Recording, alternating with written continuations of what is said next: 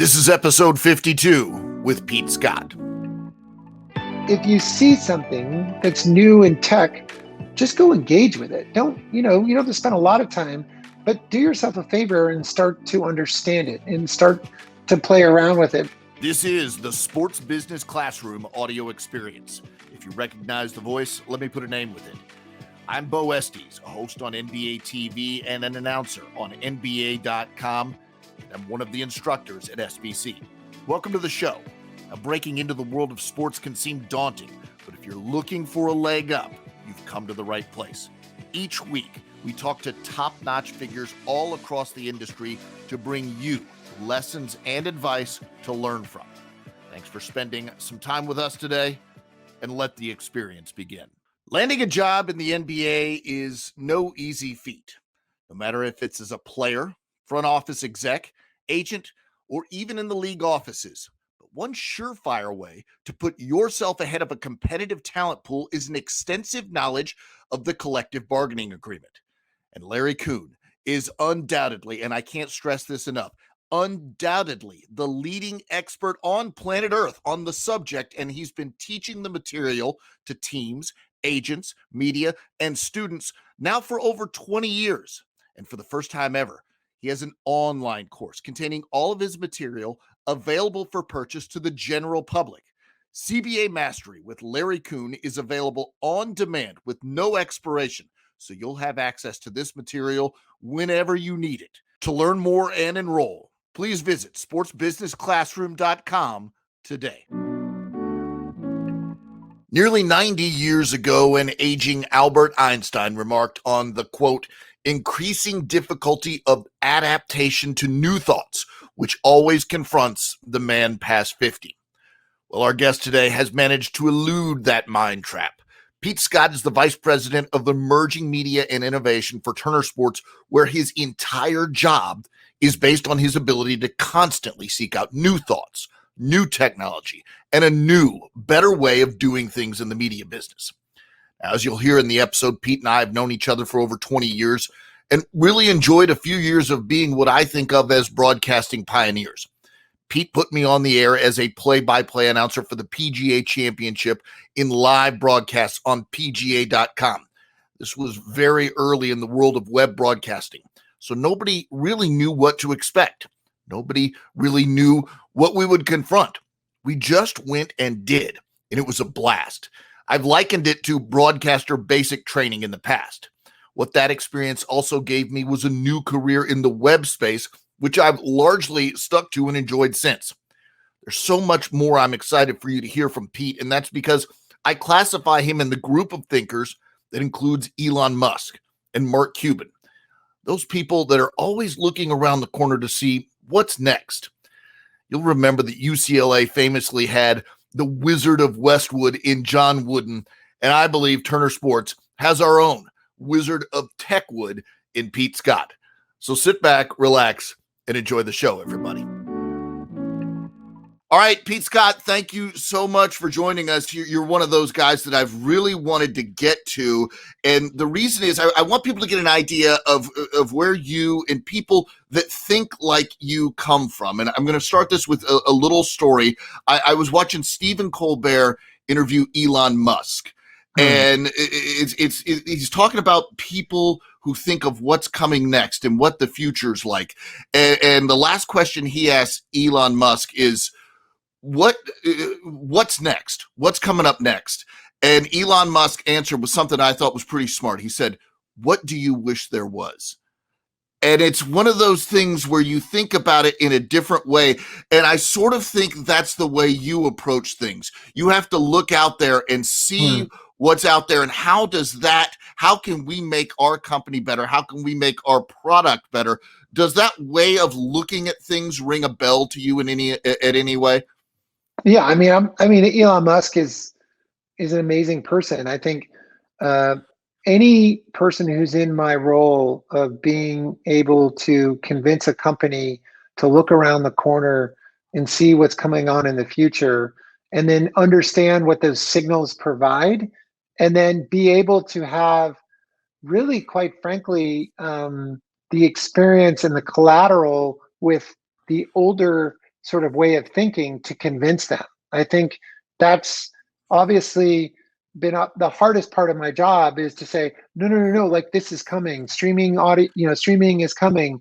Social is coming. Sports betting is coming. NFTs is coming, and trying to get everybody on board to basically move in that direction is probably the most difficult thing. The good news is things like COVID, how horrible it was, expedites so much of this innovation and makes it more democratized. So you're maybe not fighting as much uphill anymore like you used to. Case in point, you and I are in the production business, Mm-hmm. and we were able to work with a great company out of DC called Kisui, where we were leveraging their cloudcast solution in the cloud that allowed you to switch cameras, put in graphics, and do everything in the cloud. Well, you and I work with some amazing producers and directors, and that was before COVID. Like, we would never do that. We got to set up a studio, we got to get everybody in the room, we got to get everything organized. But COVID forced everybody to work that way. And what it did is maybe they were hesitant in the past to go down that path, but because COVID forced us to look at things in a different way, now people feel comfortable with remote broadcasting, with bringing in cameras from multiple areas, to not having to be on location. And I think fundamentally, once we get out of this thing, I think you're going to see more and more of that thinking, which for me, as an innovator and a guy who's trying to sort of keep the company relevant to both its partners and to its fans, I'm really, really excited about, what's going to happen in the future. And I think we're going to be in a place where if we keep challenging ourselves, looking at the signals and understanding where users are spending their time, and that becomes a fundamental discussion, so that when leadership sits down, you're looking at user data, you're looking at trends, you're seeing what people are engaging with, and that becomes part of the everyday conversation. I think that's where I think we'll be in a good place. It's interesting you mentioned COVID. I hadn't really thought of it quite that way, but I imagine someone like you, who is the guy for emerging technology at Turner Sports, everybody sort of, COVID happens. Okay, Pete, what do we do in a way? And you maybe had us a half step ahead of where Yeah, other people were. So we're yeah. already going down this path. And I wonder if you've noticed at all, and there's COVID obviously hurt so many of us, but I wonder if you noticed that people are looking to you more now since this happened. So how should we be preparing for the next step? How can we stay ahead of the game? Have you Mhm. noticed that at all in your specific area? You know what I think, Bo? I think yes, but I actually think it's now more collaborative. Meaning, Okay. hey, Pete, I was reading this article about this, or so now they're Oh, engaged. they're invested. They're Yeah, invested. they're invested. So I think now they're reading the same materials, and I'll, send some articles or some trends that I'm seeing, and I'll get feedback right away. And people are understanding that the way we've done things in the past are just different, and time and distractions are so much greater than they once were. So our monopoly on time has now been dissipated. So we have to think more strategically in how we want to leverage the fandoms that we Yep. have. Yep. So I would actually say yes to a certain degree, but I'm just, to be honest with you, a little giddy about all of my colleagues in and outside of Turner that, in no disrespect to them, are sort of getting it, that are sort of seeing that, hey, the world is changing. Consumer habits are different. I mean, you and I could be in an Uber 2 years ago and have a pretty logical conversation. Hey, what are you streaming?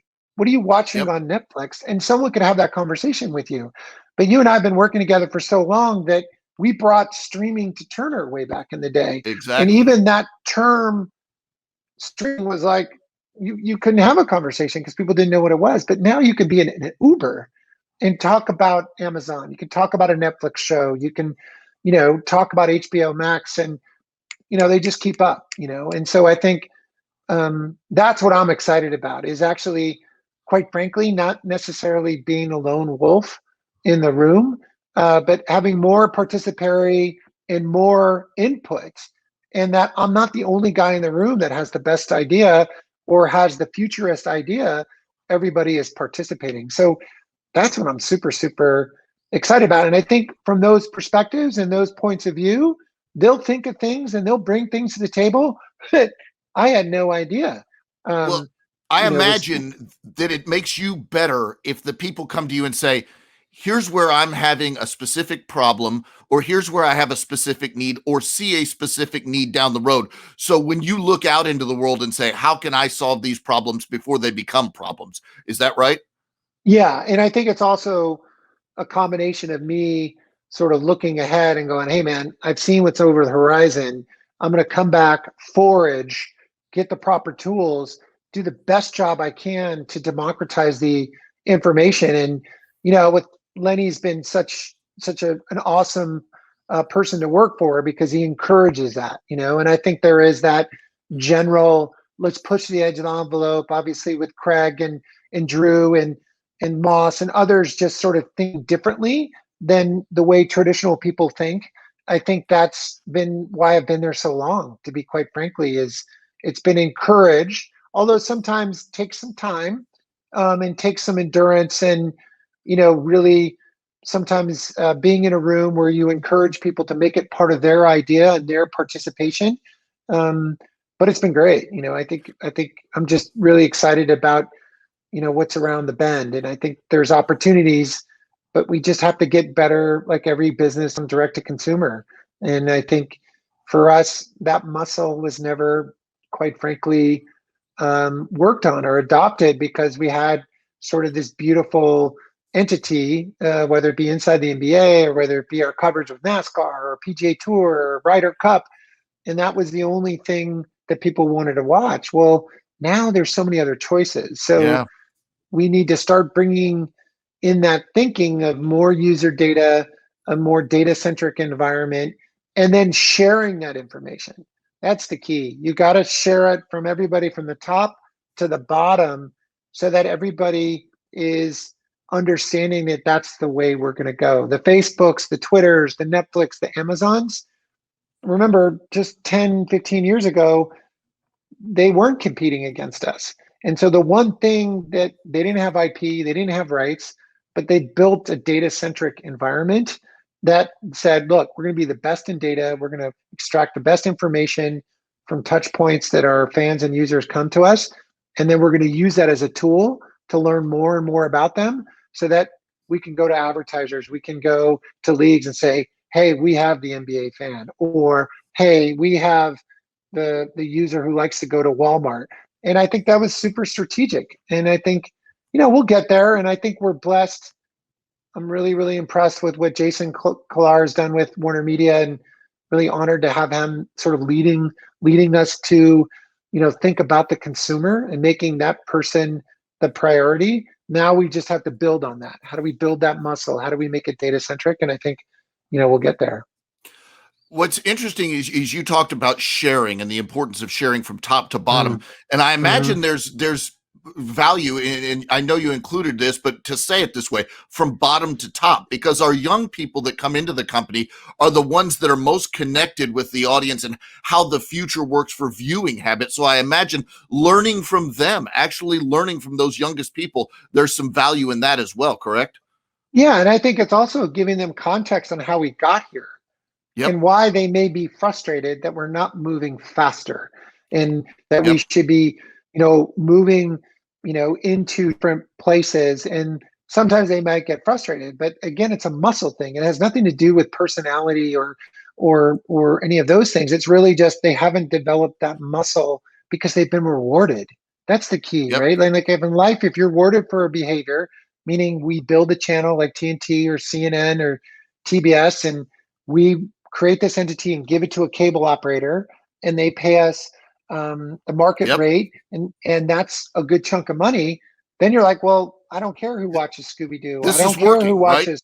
Yeah, this is working. So I totally get why that mentality there, but it's important for the younger generation, like any person who wants to sort of be successful, is to understand the history, of why we got there. And then more importantly, um, be informative about where the next generation is doing and how they're consuming so that we can bring them to the table. And I think we're so blessed to have Bleacher Report sort of as that infusion, right? Yeah, Of yeah. of that younger audience. And what Doug Bernstein has done with House of Highlights, really 12 to 16-year olds, just love sports in a different way. And recognizing that, how do we program, for the 12 to 16-year-old for House of Highlights, for Bleacher Report, 18 to 34, and then for old guys like me, the older generation. So I would say we're in a really good sort of funnel as sports fans, Yeah, because I think our other wonderful colleagues from ESPN, NBC, I don't think they have that luxury as much as we do, that we have this great brand like BR where we can sort of look over and see yeah. what the generations are consuming. And I think, again, having leadership like Lenny wanting to include that, right? That's important. That's so important, and to have the humility for all of us inside of Turner. And I think that's why all of us have been there so long, to basically make sure that your voice gets heard. We're doing a new launch with Highlight Her, which is a new Instagram page that we're using a lot of the experience we had with House of Highlights, but it's more generated for women. And the Okay. team that's running that, it's super exciting and empowerment. So, you're learning, right? Like, if you can rinse and repeat models and then keep um, reevaluating what's working, what's not, I think that's an awesome mindset to be in. Well, we both came from an era where you could just stick on Michael Jordan and the ratings would follow. Everything was Yeah, great. And then he yeah. goes away and you have to figure out a new way of doing things. And then it gets better, obviously, with LeBron. But I want to go back with you. I'm trying to Mhm. think of young Pete Scott. What, did you ever envision yourself in this role? What were your goals when you were first starting out in your career? What were you hoping to do? Yeah, I mean, I was lucky. My family was in the entertainment business when I grew up in LA, and I got exposure In to what sort of way? the. So my dad was a producer, and he wasn't the number one producer, but was so well liked that we got to go to. I remember going to Warner Brothers when I Oh, was, I don't wow. know, maybe 5, 6 years old, and they were shooting a Fantasy Island Oh, outdoor wow. scene in a soundstage. And so my dad said, "Come on, I know the producer." And there he was. There was Tattoo and Ricardo Montalban, Oh, my basically gosh. doing this like waterfall scene, and Wow. well, it was just amazing, and that was a huge imprint for me. And then I think the most other significant thing was my parents split up, but my mom moved us to New York City. And you can imagine an LA kid going, "What am I doing in this concrete jungle? The Yep. weather sucks, all those different things." But single-handedly, it was the biggest thing and most important move of my life, because it created intellectual curiosity. Meaning, Okay. my sister and I would walk to school and you'd see something different every single day, or you would take a crosstown bus to see a friend on the west side.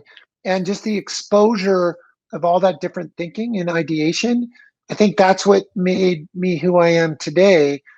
Just wonderfully humble, intellectually curious, why people think, why people do things this way. I ended up going, working for C-SPAN as an internship in DC, working all over North hearings, doing Wow. some amazing stuff. And then I got a job right out of college from Boston University, got in my car and drove to Atlanta, Georgia, and worked at CNN and did the Yep. whole, sort of VJ program, editor, sound tech, traveled the world and did some amazing things. And I think every time I get sort of interested in something or curious about something, I want to go deep and understand why people do it or what's the behavior. I've always been sort of fascinated on sort of how that works, behavior, why people think that way, why people do things that way. And having that ability at CNN to travel the world and see war zones and other places Tell that, people about that experience. Where were you yeah, going? What were you doing? yeah, yeah. I mean, I think when you get to CNN and you're 21 years old and literally, I mean, I'm an old guy, so you're making $13,000 a year. And, you're thinking to yourself, like, how am I going to make this work? And Atlanta back then wasn't, as expensive, so you could do it. But the beauty of the job was, Ted Turner, who is just such an amazing person, Yeah. just felt that everybody had to touch everything and that you had to learn the whole newsroom and how it worked and, how things got put together so that you would be that much more informative. But, you got the opportunity to travel, everything from sporting events to political contests to war zones. And I think for me, that was traveling with Christian Amanpour and Nick Robinson and in Sarajevo and spending about 2 months there, driving an armored car, um, Wow. and seeing, what can happen, right? When uh, sort of divisiveness and, three warring factions between the Croats and the Bosnians and the Serbs. Tito was the guy that kind of helped it all together, and then it sort of evaporated. And being able to understand all those perspectives and understand how people were thinking and how this war sort of came together was so enlightening. So that when you came back to Atlanta, um, you would basically just have such more of an appreciation. Okay, my car doesn't start. Okay, I'll figure it out. Or, Yeah. my stereo doesn't work. Okay, I'll figure it out. And I think, again, that was a wonderful sobriety to the realities of the world and how blessed we are here. I remember going to Haiti. It was like a Mission Impossible episode when Clinton invaded Haiti to pull out the dictator. And, Yep. you thought everybody was going to pull the mask off like Mission Impossible. And just sort of, being in that environment with just amazing people. I mean, CNN back in those days and to this day, that alumni network is so tight because you did things that nobody does on an everyday basis, and you bond and you become the best of friends for the rest of your life, and you just are exposed to so many different ideas and people and thinking that I think it just made me just contribute to my New York, contributing to my ability to understand people. And then you had on the podcast Michael Jackson, and we talked about this Yep. earlier, where he looked at me because I applied for a production manager job at sports. And he had the foresight to say, well, you're not in sports, you're in news, but there's something about you, or there's something that I think you could contribute. And I think I would always share that with people, that even if you're an accountant or in production or in business development and you want to do something that's more passionate. And I think he said that in your podcast the other day, is like, Yeah. go do something that you're passionate about. Don't do something that you're not. And I know it's a cliche, but I think I've been blessed, to do things that I'm passionate about, to learn from others, and to figure out how you can move ideas from ideation to operationalizing it to scaling it. I think that's just been, and there's nothing better, quite frankly, Bo, when you bring something to the table and they sort of put their arms like this will never work, or and you sort of go with them and you try to sort of explain to them, and then a year or 2 years later they're totally hooked on it and they want to come into your office and they want you to get on the whiteboard, and it's worked, right? Like you've created another evangelizer, another person that's sort of thinking out of the box. And that's why I've enjoyed working at Turner so long, because that environment's there. Well, that perfectly segues into my next question, which is Okay. the year was 2004, and you bring this merry band of broadcasters up to Whistling Straits in Wisconsin to do Yeah. PGA.com live coverage of the PGA Championship. And we were trying everything, Pete. And I don't know, you've done so many different things. I don't know how much you remember of this, but we were doing AOL live updates on the hour. Yeah. We would rush out of our booth, go over to a booth in the broadcast Yeah. center and do AOL live updates. But it was almost broadcaster basic training, as I recall, because you had to do everything and you just had to take it on. Yeah. But it also felt like we were pioneers a bit. Like we're trying something new that nobody's really done before. What were you hoping to accomplish in those early days? Was it proof of concept, or were you like, we really have to go and do this because it's happening now? Where were you on all that? Well, I mean, Bo, it's such a great story. I think for me, it was what I discussed earlier, knowing the old school world, the Carmodys of the world, the Lance Burrows of the world, who are just legends in their business, Yeah. and working with them in a rapport because I knew how they put a telecast together, what components of that telecast could be made available.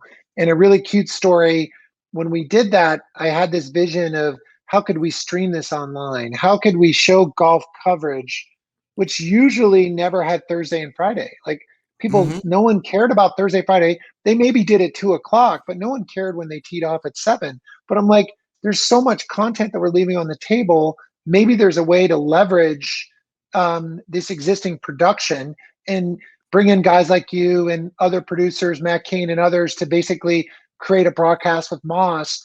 And I remember Lance said to me, he goes, Pete, I got on all the par threes, I got camera guys. They're starting at 7 o'clock in the morning. I'm like, really?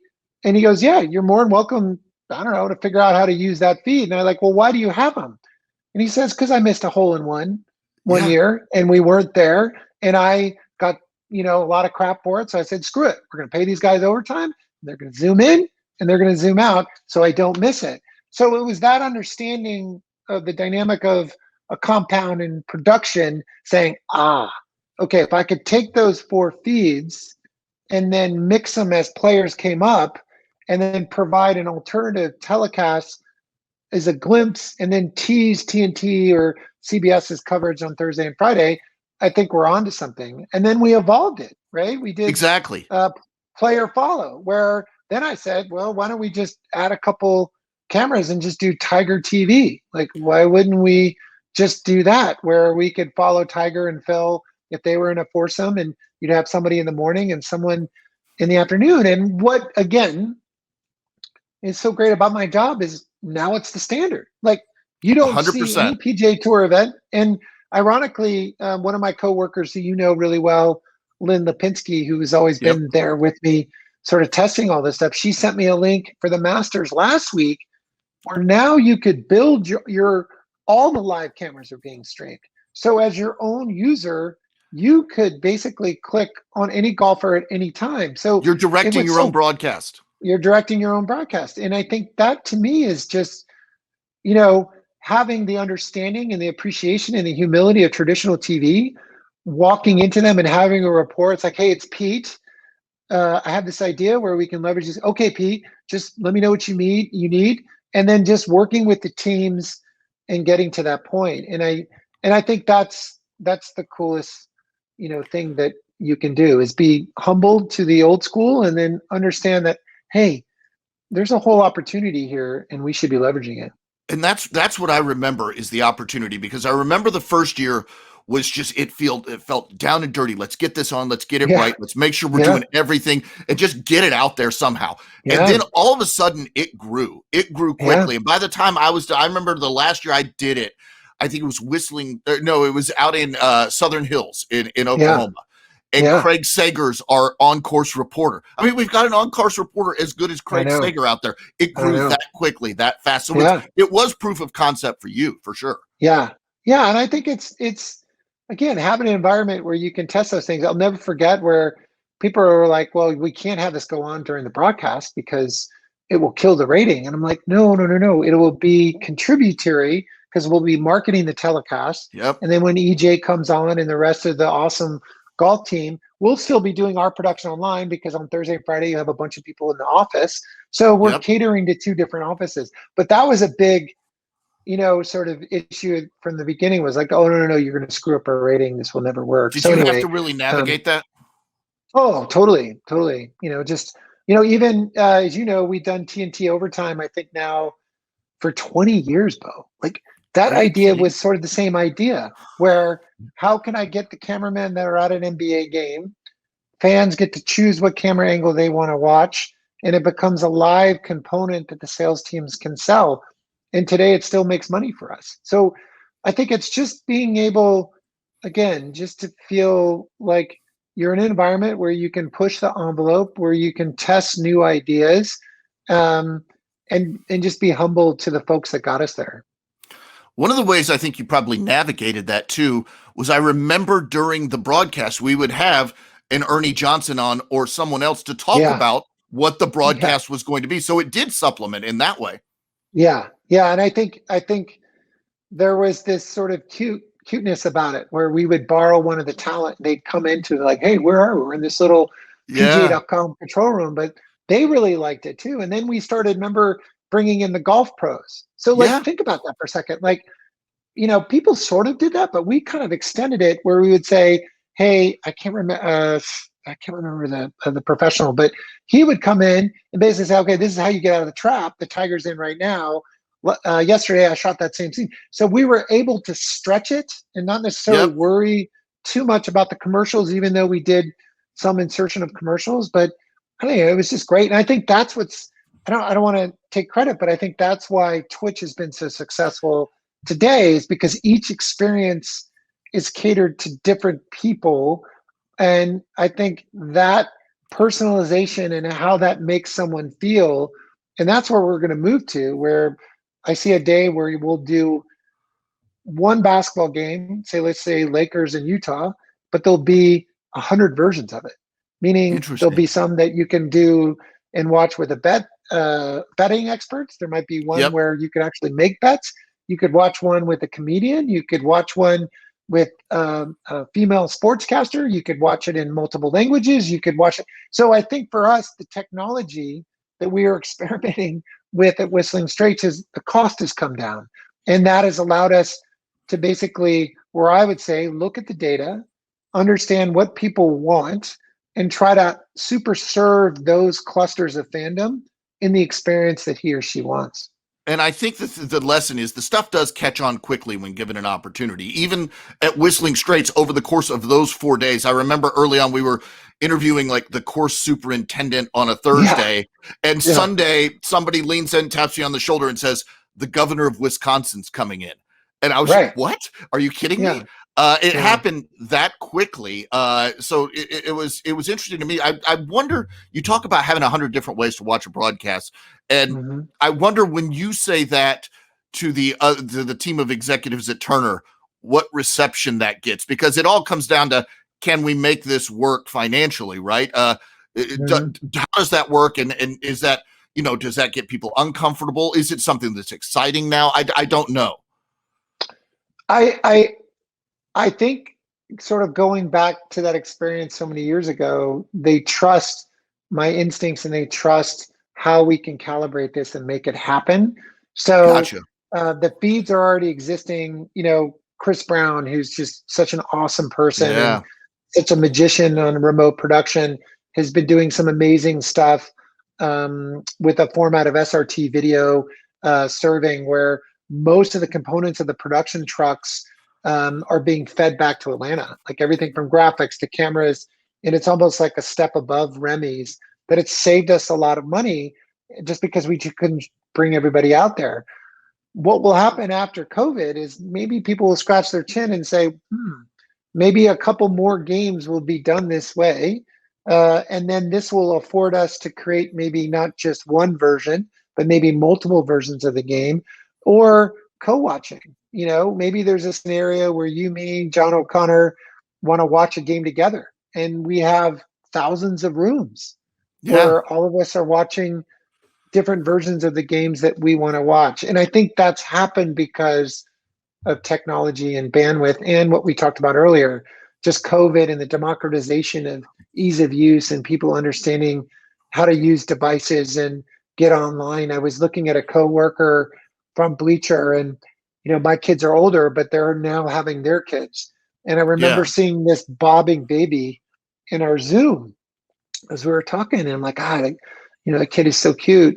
But it occurred to me in my head is like that kid will never not know what it's like to talk to his or her grandmother because Yes. he'll be able to have FaceTime, he'll be able to have Zoom, he'll just know all the time that people will be accessible in any way that he or she wants. And he'll just grow up with that. Like he'll just have that at his disposal. And to me, those are sort of those moments where you're like, this is cool. This is why I'm in this business, because I'm constantly learning and meeting just the most remarkable people, and then foraging and bringing it back to a great environment like Turner, and making that happen. So it's good. Tell me about, and I guess, we talked about it a bit at the beginning, but tell me about what your specific role is at Turner Sports. I know, Yeah. the emerging technology piece is what's next, but I imagine it's bigger than that. So just give people a basic understanding of what your role is at Turner Sports and what people look to you for. Yeah, I mean, I think it's a question that I get asked a lot because it's a little nefarious because sometimes you don't see the tangible Sure. outcome of it, but you see it, but you don't see it in a weird way, like a new technology enabled, WSC that you and I have talked about, Yep. automating the clipping of highlights, like just little stuff that people don't, or now just maybe didn't know where it came from and they're using it every day. So what I do is I'm sort of set up in the organization, after leaving Turner, I went to Fox, learned the hybrid, worked for FoxSports.com, had some great friends there that are friends of mine today to learn the digital business. And then I came back to Turner in 2001 to help manage and operate NASCAR.com. Yep. And that was the muscle. When we were talking earlier about the muscle, that was the digital muscle. Like it Yep. was Mark Lazarus, who's a genius, saw this coming. Advertisers were experimenting on the web and he saw money going that way. So he immediately said, we need to be in that space. And then it just became a domino effect where leagues and organizations came to us for the expertise. And then I got to run all those different businesses and understand sales, marketing, budgets, general manager. And it was probably in about 6 years ago where Lenny and Matt Holland came to me and says, look, we want to pull you out.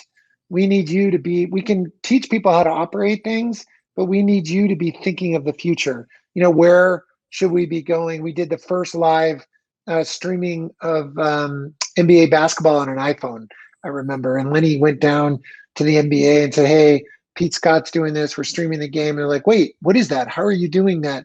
And it was that kind of reinforcement of sort of being able to articulate, and still to this day, trends that are happening, make people comfortable with it. But a That's the lot of key. people, yeah, a lot of people will say no because they don't know. So, like, again, they'll say no, I don't want to do this because they just don't know. And you have to be that person that they trust, that person that has a sensitivity of where that person sits. Because, as you and I know, when I brought in WSC, all the editors are like, oh my God, they're going to take my job away. And it's like, no, the idea is it replaces the work that you were doing, and then more importantly allows you to be creative and create feature packages, et cetera, et cetera. So Yeah. you have to play that fine line of how do you sit and be relevant to the people you work with, and more importantly be relevant to the consumer. So now I sit where I'm helping sports, a little of the news team, but then working really closely with AT&T.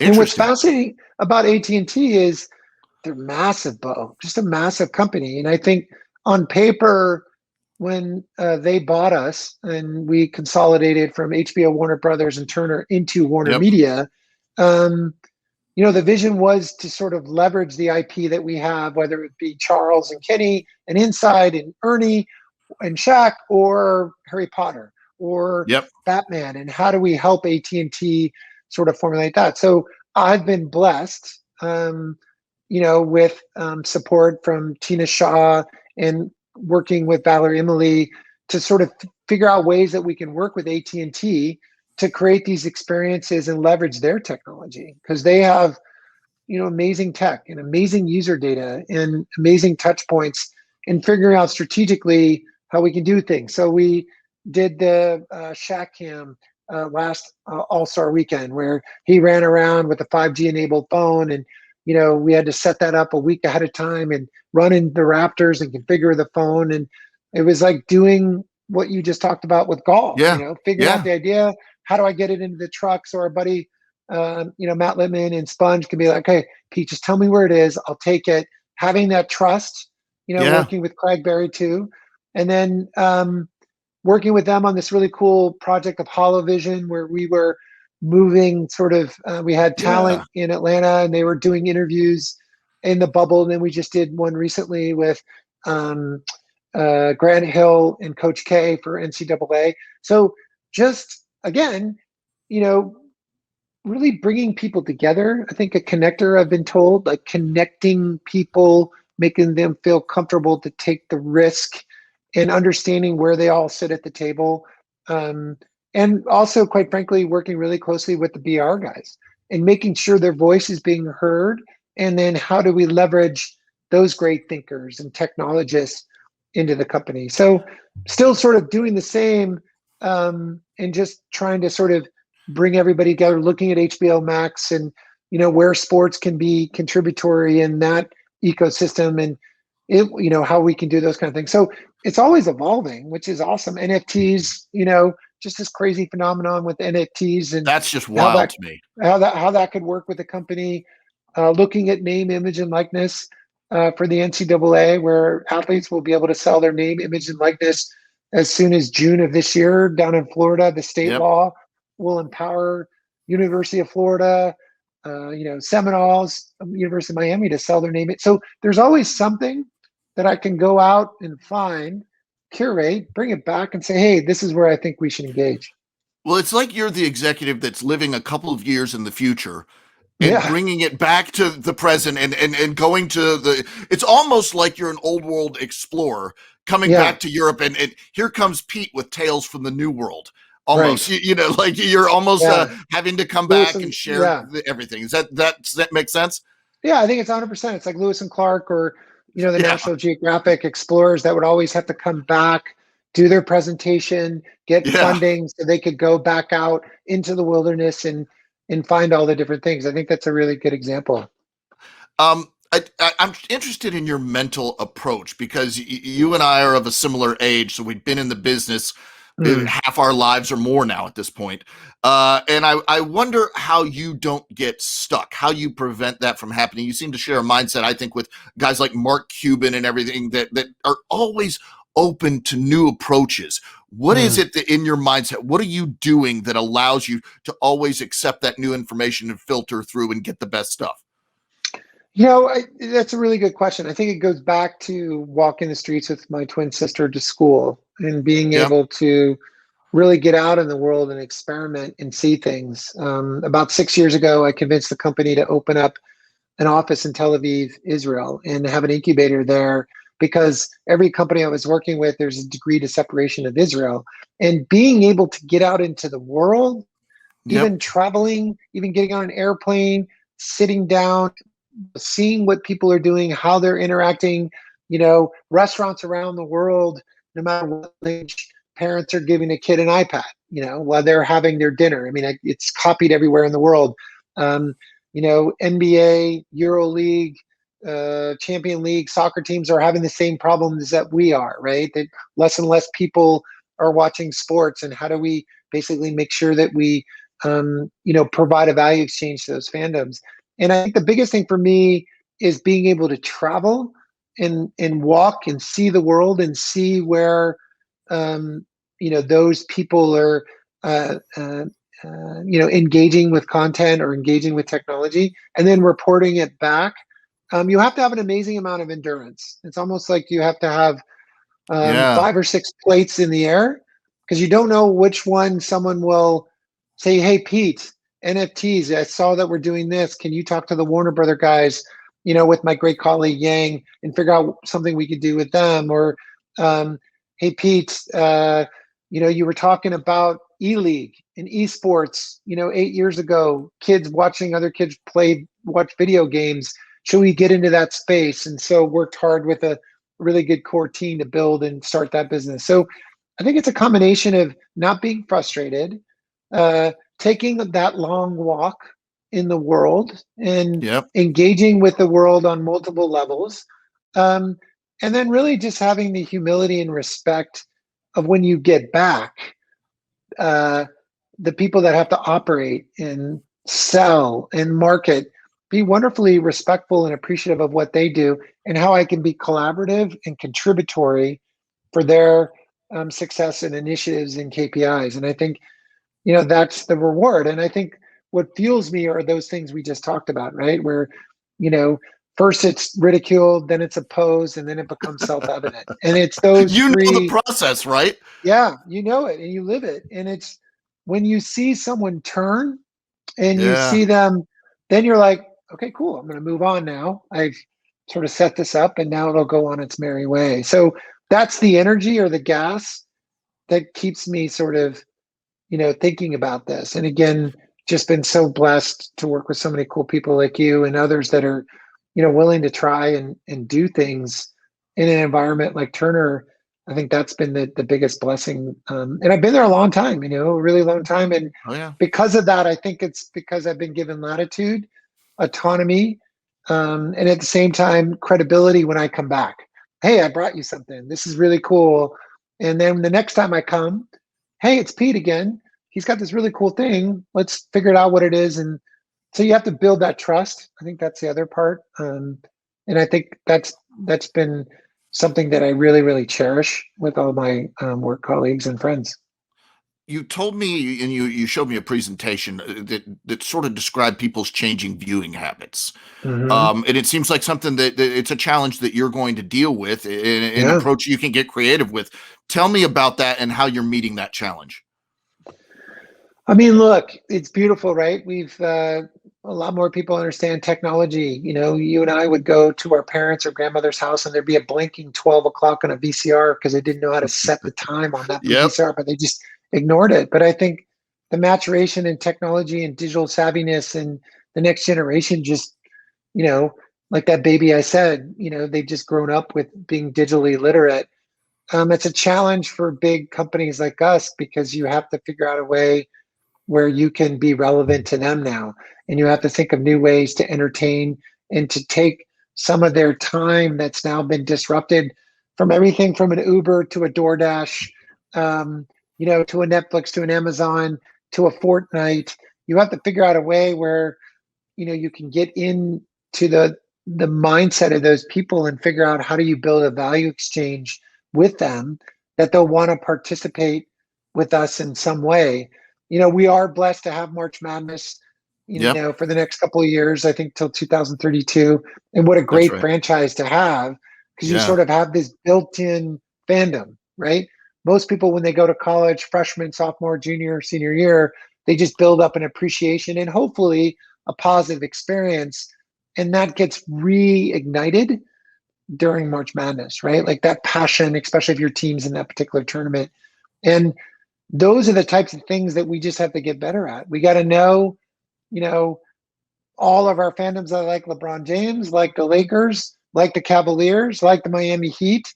How do we serve them and provide a value exchange that makes it easy for them to consume the content they want? And I think that's what we have to get better at. And I think that mindset is accelerating. I think we should move a little faster where it becomes nomenclature, where I I could bet you sit always down, feel that way, right? yeah, I always do. I mean, you and I have had discussions about, what you do on highlights and how they're just so well received. That's the data feedback loop. That's the Yeah. customer telling us something about content and the way it's presented that we need to be listening to, and we need to be able to understand it, evaluate it, and then more importantly, you know, put more gas on it and create more opportunities around it. And I think we'll get there. And I just don't think we should be resting on our laurels that people are just going to show up because, Yeah. even you and I, who are pretty knowledgeable sports fans and enjoy going to a game, there's not many folks like us that are like us anymore. And that next generation just wants to do a basketball game in a different way or wants to connect with an athlete in a different way. And I think we just have to be super sensitive to that and then have the opportunity to test, just like we did in Minnesota many, many moons ago. Give us Yep. an opportunity to test, show that we can provide the value and go from there. Pete, talk to me about what information you try to take in to make you as sharp as possible in your perspective in decision making. Are there Yeah. authors, shows, books that you are a close Yeah. follower of? Yeah. I don't know when you're going to air this, but and can we tell everybody what the date today is? The It'll date be is this week. It's this week. okay. Yeah. So today's April 14th, and one of the most significant IPOs that's happening today is Coinbase. And I don't know Yep. if your viewers or you know what Coinbase is, but it's a marketplace to buy cryptocurrency. Well, Yep. they're going public today, and they're probably, I don't know, you probably start buying shares now. I don't know if they made them available yet, but they set it at $250 a share, and I think that's going to go almost up to 600. And the reason why I know that is because I need to know that. I need to read. I need to see where trends are going, how people are using cryptocurrency, how Bitcoin is being minted, and how people are using it. And these are signals. And in fact, with Coinbase, it's a vindication for the cryptocurrency blockchain ecosystem, because now today they're going to be validated. And I think for me, I've always been super interested in the way the world works. There's a great couple people I read just religiously. Ben Thompson, he has a blog, Stratechery, Yep. it's strategy and tech, so it's called Stratechery. I would You pay $100 for the year. The guy's the smartest guy in the building, like the smartest guy in the building, and I would encourage people to read that. It's almost, in some cases, so dense and so good that you kind of have to read it a couple times to understand it, but it's super good. There's another guy, Richard Greenfield, Lightshed Partners, who is just a genius. That's a free blog. I read Yep. that a lot. I dance around every morning, kind of when I'm doing my coffee, Business Insider, New York Times. I'll look at Fox News to see other perspectives, which I think is super healthy. I'll look at what the NBA did that night, and I'll just start paying attention to signals that I see, or even, when Clubhouse came out, the ability for you to have conversations, which seems very simple. Like, why would everybody want to jump on a big conference call? Because that's kind of what it is. But the Yeah. way they did it, and the way they packaged it, and the way they made it interesting. So I would go and just sign up for an account. You had to be invited, so you had to kind of get invited, and then I would participate and understand how it worked. Or going back to the cryptocurrency, I bought Bitcoin, not a lot of it, but maybe 2 years ago. Just say, I'm getting in, I'm participating, I want to learn, how this world works. And I think that's what I would tell all our listeners is, if you see something that's new in tech, just go engage with it. You don't have to spend a lot of time, but do yourself a favor and start to understand it and start to play around with it. Because I think, like anything, you build that muscle that we were talking about earlier. If I buy Bitcoin, then I think I'm going to know when the price goes up and the price goes down because I got $100 in it. Or, I'm looking at stocks or looking at trends, whether that be 5G. And I think for me, it's just wanting as much information as I can. I think it's hard to read everything. So after a while, you look at the Stratecheries or the Light Sheds or the Business Insiders, or sort of they can consolidate storylines. I read, just here locally, Atlanta Business Chronicle, Yep. because you want to know what neighborhoods being sort of revitalized, and where money is being spent, and where buildings are being made, and how does that tie in? Like, okay, well, if I see a trend going here, so I don't know, just be inquisitive, and then, like I told you before, walk, get out, see the world, go to a mall, you know, get a cup of coffee, watch people, see what they're doing, go to the Apple Store. I think the Apple Store, by the way, is one of my favorite museums. I call it my museum because you just walk in there, and not only can you touch and play, bring my younger generation, my daughters with me, see how what they run to, and then you Do see they little teach you kids and see stuff, what, Pete? oh, every day. Yeah, every day. I mean, I think for them, they're sort of highlighting where they're going to consume and how they're going to consume in the future. What's super interesting is they don't think of brands right now. They don't think of Target, or they don't think of Walmart. They think of a Justin Bieber, or you know, Ah. um, um, like a Taylor Swift, and what she's wearing, and she may be sponsored by a Target piece, or maybe supported by Ford. So the brand gets sort of story told through these influencers, and following that big time. What's the value of the influencer? What is their role in providing more ad opportunities in the world? And so, yeah, they're always teaching me stuff. It was funny the other night, and anybody is in my age group, I sometimes force them to watch older movies, and most of the time it works. And we picked Almost Famous, Oh, okay. which is like, it's 20-year anniversary actually, which was ironic. I just happened to hit it at the right time. Yeah. And they're like, Dad, I don't know if I want to watch this. And then, about 5 minutes in, they're glued, right? Because the Yeah. storytelling is so good. And then more importantly, the music. So what happens is it's this, then they're like, okay, Dad, I'm going to use the Spotify account because I want to put Almost Famous in my deck. And I want to be able to listen to that music. And the same thing with Friends, Office. My Yeah. one daughter, Criminal Minds. She's a junkie. Like, Interesting. she loves Criminal Minds. And I think what's interesting, I was thinking about this the other day, back in the day when you and I started, TBS was the channel that taught people how to binge watch. And I don't think get enough credit for that, because what we would do is we would buy all of Seinfeld or Law and Order and we just run it. Back to Like back to every back. back to back to back to back to back to Friends. So if you're the producers of that show, which they were so in love with TBS, we were a marketing engine for them to get people on board to that IP, and then they could renegotiate their deals with the broadcast networks. So they're like, hey, Turner, and we used to do this with Family Guy too back in the day, where we would basically create a place where people could binge watch, feel comfortable binge watching, but it would reignite sort of these passions. So I see it again with my daughters. They're just doing it on Netflix, right? Where they can basically just watch a whole season and the content is still so good and relevant. But, the producer of Friends, Kaufman, he probably never thought back in the day No. that, wait, I'm selling the rights to what? I'm getting paid by whom? Is he going to get, NFTs?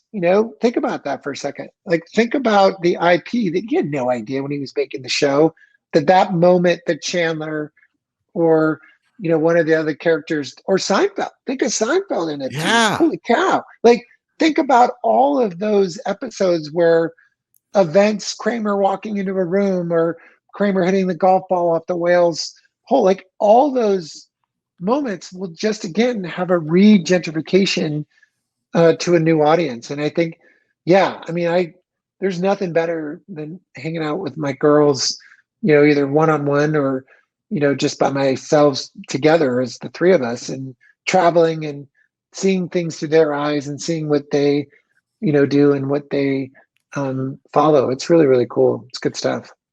I think of all the people that have ever been on this show, you can answer this better than anyone. Hmm. How will we consume sports in 3 to 5 years from now, and what major differences will a viewer see? That's a really good question. I think it's got to be hyper personalized. And I think there will be evolutions of sports, meaning they will change themselves. I got to spend a lot of times with the Fan Control Football League, which was a really Yeah. interesting entity. I actually saw them 2 years ago in another sort of function. But the idea that fans could participate in calling the plays, they were lucky they got Josh, um, uh, who is the wide receiver, it escapes me, Josh, wide receiver, Seattle. He had trouble with the Patriots. Gordon? Gordon. So they had Josh Yeah. Gordon and Johnny Manziel on the team. So that allowed people to come. But that empowerment of the fan and the hyper personalization for he or she to control an outcome of a game may not happen in the NFL, but you may start to see versioning of those games in a way like we talked about, where sports will not just be one game, but it'll be one game multicast to many. And I think we're all going to have to get better, because I think we'll have to customize sports for individuals the way they want to see it, or kind of like what you said, we discussed the Masters, where you could be Yeah. your own director. I think that's where it's going to go. And you're starting to see an interesting phenomenon with private equity coming into sports, which was never sort of allowed. It was sort of the country club where the owners didn't want that money because they wanted control. But you're starting to see more and more private equity come into ownerships of teams. And again, Bo, that's a signal. And the signal is that they're sort of just managing or hedging in their risk by bringing in money, more importantly, bringing in expertise, figuring out how they could be more efficiently run, maybe leveraging user data. But that's what you're starting to see as a trend, because I think to them as private equity, they still see the value of that fandom, either getting larger or smaller. There's still a concentration of people that are focused on one thing. And if you can figure out the other attributes that those fans have around those one things, you could be super successful. So it's almost like there's so much distraction that I think private equity, this whole phenomenon with SPACs, where people are, raising millions and millions of dollars to go be IPO, I think they see the value that if there's going to be a lot more distractions, then you might want to invest in the Dodgers or invest in the Charlotte Hornets or invest in the Hawks because they still have a fandom. And that fandom is still going to be passionate if you know how to market to them and basically be in a space where you're providing a value exchange back. The only troublesome signals I am seeing is that youth sports are going down. That's Meaning less troubling. kids are playing Little League, more kids are playing a lot of soccer. So it may just be, a variant on where sports are going, but I think it's going to be super important to get them on board, because if you don't get them on board, you and I became fans because, quite frankly, our parents took us, our uncle took us to a game, right? So by taking to us game, we became a fan. And I think if parents are moving up in that generation and, they don't want to go to a Hawks game or they don't want to go to a Falcons game, they just they may not want to go. But then conversely, you and I are just blown away. Like, who would ever thought that Atlanta was a soccer town? Like, what? Like, it was huge. That was huge. And I think it was a combination of being a soccer town, having this beautiful arena, and everything just clicked, right? And then the experience at the game was fun. So there's hope. I just think we're going to sort of go through some learnings. And I think just to sort of sum up this whole is be wonderfully humble of where it came from, be wonderfully interested in where it's going and start to see the trends, democratize that information for the people and your coworkers. We even have done sort of a My Idea speaker session when I would have pizzas and Coke and everybody would come into a room and I'd tell them where the world is going. And I think those are super successful because A, you were valuing their time, A, you were wanted to empower them with information and democratize it so they can participate as well. And I think if we do that, I think we'll be in a good spot and just be wonderful, thankful that, we're in the sports and entertainment business, but be, insightful on the signals that are happening and embrace them. Don't run away from them, embrace them and figure out ways that you can leverage them.